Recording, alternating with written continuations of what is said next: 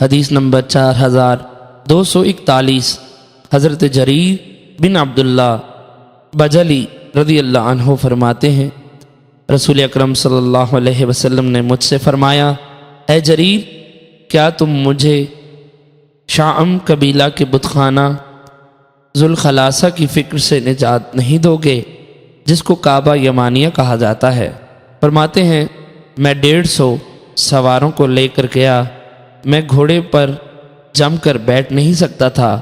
میں نے رسول اکرم صلی اللہ علیہ وسلم سے اس کا ذکر کیا تو آپ نے اپنا دست مبارک میرے سینے پر مارا اور یوں دعا کی، اے اللہ، اس کو گھوڑے پر قائم رکھ اور اس کو ہادی و مہدی بنا دے۔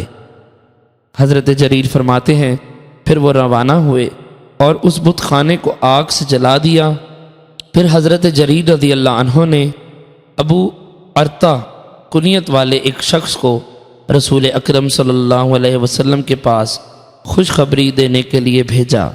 وہ رسول اکرم صلی اللہ علیہ وسلم کے پاس آیا اور عرض کیا کہ ہم وہ ذوالخلاصہ کے بت خانے کو ایک خارش زدہ اونٹ کی طرح چھوڑ کر آپ کے پاس آئے ہیں۔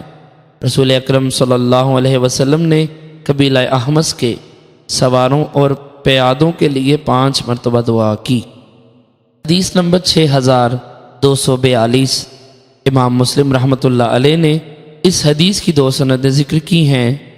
دوسری سند میں یہ اضافہ ہے کہ حضرت جریر نے نبی اکرم صلی اللہ علیہ وسلم کے پاس جس شخص کو خوشخبری کے لیے روانہ کیا تھا اس کا نام ابو ارطا حسین بن ربی تھا۔